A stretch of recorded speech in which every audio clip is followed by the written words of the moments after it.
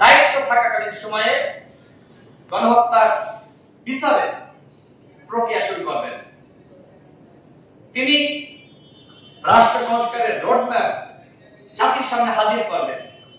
তিনি নির্বাচন যাতে অবাধ, সুষ্ঠু, নিরপেক্ষ হয় এই ব্যবস্থা গ্রহণ করবেন। জাতিকে একটি আন্তর্জাতিক মানের নির্বাচন উপহার দিবেন। আমরা সেই প্রত্যাশা তার কাছে রাখি, কিন্তু তাকে পুঁজি করে, তার ইমেজ ব্যবহার করে কেউ যদি মনে করে আমরা রাজনীতি করব, সেটি আমরা হতে দিব না। প্রধান উপদেষ্টা সবার, সকল দলের, সকল মতের আমি তার উদ্দেশ্যে বলতে চাই যে আপনি শুধুমাত্র এনসিপি আশীর্বাদ হতে গেলে অন্য দল আপনার উপর মনক্ষুণ্ণ হবে, কষ্ট পাবে। সুতরাং আপনি কোন দলের হতে চেয়েন না। এখন অনেক গুঞ্জন রয়েছে যে নির্বাচন কেন বিলম্বিত করা হবে, কারণ এনসিপি উপদেষ্টাদের দল, এই দল এখনো পর্যন্ত গুছিয়ে নিতে পারেনি। তার জেলা কমিটি নাই, উপজেলা কমিটি নাই, নিবন্ধন নাই, সুতরাং সময় লাগবে। এখন তার জন্য যদি আপনি সময় ক্ষেপণ করেন, বাকিরা কি মানবে? গণ অভ্যুত্থান এনসিপি করে নাই, শুধু গণ অভ্যুত্থান বা বিএনপি করে নাই, শুধুমাত্র গণ অধিকার পরিষদ করে নাই, আমরা সবাই মিলে গণ অভ্যুত্থান করেছি। প্রত্যেকটা দল, মত, সংগঠন, ব্যক্তি পর্যায়ে দেশের 18 কোটি মানুষ, সবার ভূমিকা রয়েছে। এই সবার ভূমিকাকে যখন আপনি ইগনোর করবেন আর একজনকে শুধুমাত্র মাথায় তুলে নাচবেন, তখন বাকিরা কিন্তু আপনার মাথা থেকে ওই একজনকে কিন্তু ফেলিয়ে দিবে। বর্তমানে আমরা সেটি লক্ষ্য করছি। সংগ্রামী সাথী ও বন্ধুগণ, বক্তব্য দীর্ঘায়িত করব না। দেখেন, চট্টগ্রাম বন্দর নিয়ে একজনের সাথে কথা হচ্ছিল, একজন বিশেষজ্ঞ। এছাড়া মানবিক করিডোর নিয়ে কথা হচ্ছিল। তিনি বললেন এই দুটি জিনিস, এটি আমাদের সিকিউরিটি কনসার্ন, আমাদের নিরাপত্তা বিঘ্নিত করতে পারে। বিদেশি কোম্পানির হাতে আপনি আপনার বন্দরকে দিয়ে দিবেন, আপনার ব্যবস্থাপনাকে দিয়ে দিবেন, তিনি কি করবেন সেখানে? জাহাজে করে কি আনবেন? অস্ত্র আনবেন নাকি মালামাল আনবেন? আমি আপনি কেউ জানতে পারবো? তখন কি হবে? মানবিক করিডোর, আপনি এখন বাংলাদেশ থেকে আপনি রাখাইন আপনি রাস্তা বানাবেন, আরাকান আর্মি মানবে নাকি আপনার মায়ানমারের আর্মি মানবে? কেউ মানবে? কেউ তো মানবে না। যুদ্ধ লেগে যাবে। চীন মানবে? ভারত মানবে? আমি কেন এই কাজ করতে গিয়ে আমি যুদ্ধ বাঁধাবো, অন্য দেশের শত্রু হব? সুতরাং সরকারকে আমি এখন বলতে চাই, খবরদার মানবিক করিডোর নিয়ে চিন্তা করবেন না। চট্টগ্রাম বন্দরকে কারো হাতে তুলে দেওয়ার চেষ্টা করবেন না। জাতিকে ইমোশনালি ব্ল্যাকমেইল করে বিদেশিদের দাবিদারি করা, সেটি এদেশের জনগণ গ্রহণ করবে না। আপনারা জানেন যে বলা হলো বিশাল বিশাল বিনিয়োগ আসতেছে, দেশ তো এবার ইউরোপ হয়ে যাবে। একটা বিনিয়োগ এসেছে, এই অবস্থায় বিনিয়োগ আসে না, এটা পাগলেও বোঝে, কিন্তু এই উপদেষ্টারা বোঝে না।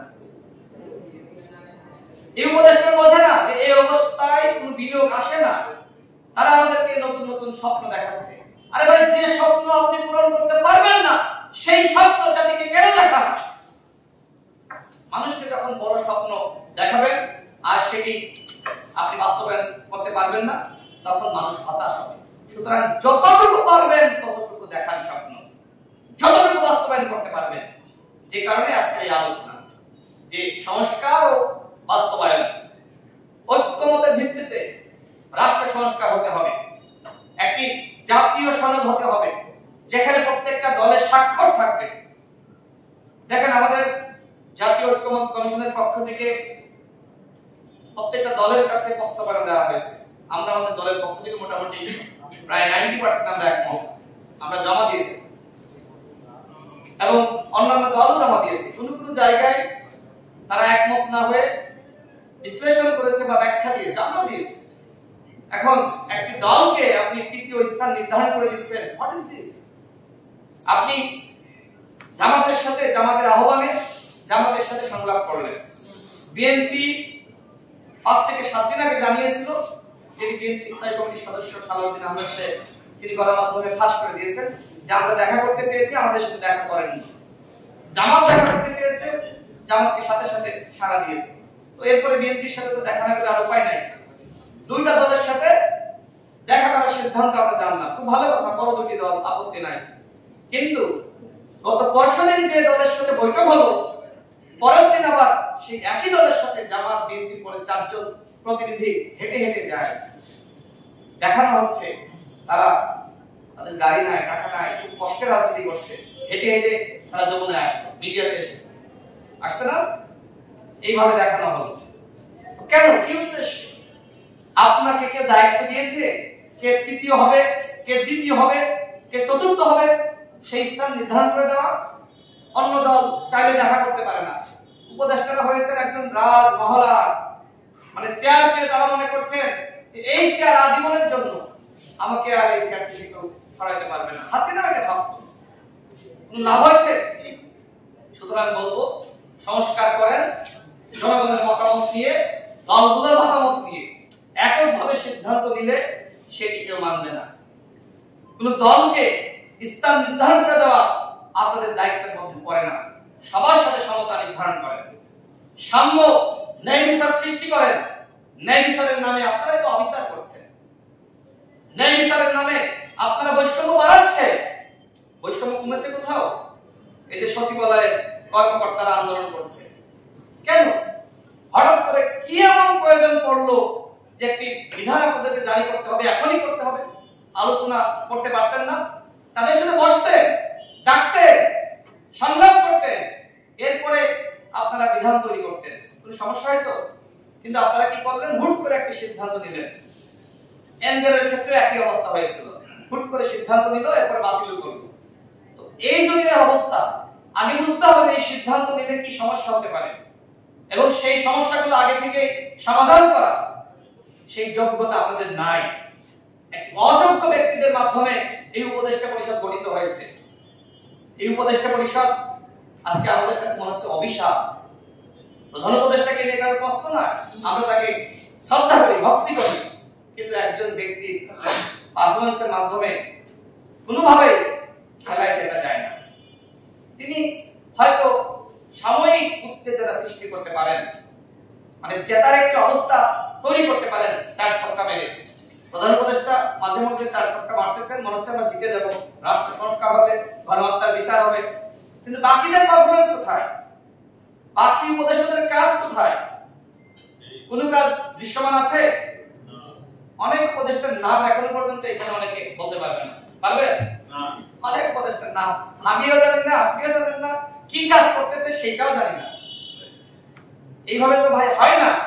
আপনারা অন্তর্বর্তীকালীন সরকার, সবার অন্তরের ভিতরে থাকবেন, কিন্তু অন্তরের মধ্যে না থেকে আজকে বাইরে থাকতেছেন, ঘৃণার পাত্র হইতেছেন। আমরা চেয়েছিলাম একটি জাতীয় সরকার, গণ অধিকার পরিষদের পক্ষ থেকে আমরা দাবি করেছিলাম জাতীয় ঐক্যমত্যের সরকার। এনসিপি এখন দাবি করে তারাও চেয়েছে। তো তারা যে চেয়েছিল সেই সময় কেন বললো না? এখন তো ফটক ফটক করে কত বড় বড় কথা বলে, তো তখন কেন চাইলো না? এখন বলে গণপরিষদ নির্বাচন। আরে ভাই, তোমরা যখন শপথ নিলা, কেন বললা না এই দামি রাষ্ট্রপতি, হাসিনার রাষ্ট্রপতি, তার হাতে শপথ আমরা নিব না, অবৈধ রাষ্ট্রপতি? তখন তোমরা অবৈধকে বৈধ বানাইছো, আর এখন 9 মাস পরে এসে কও যে ও তো অবৈধ। এটা কি হয়? তখন সংবিধান কেন বিলুপ্ত ঘোষণা করো নাই? তখন তো দরকার ছিল যে সংবিধানকে স্থগিত করে শপথ নেওয়া, নতুন একজন রাষ্ট্রপতি নির্ধারণ করে। সেটি তো হয়নি। এখন নতুন নতুন বয়ান সামনে এনে মূলত নির্বাচনকে কালক্ষেপণ করার একটি ষড়যন্ত্র শুরু হয়েছে। হয়তো সাধারণ মানুষকে নানান ভাবে বিভ্রান্ত করা হচ্ছে। আমাদের কিছু অ্যাক্টিভিস্ট বন্ধুরা রয়েছে, কিছু রাজনৈতিক বিশ্লেষক বন্ধুরা রয়েছে, আমাদের দেশের সাধারণ মানুষকে ভুল বোঝাচ্ছে।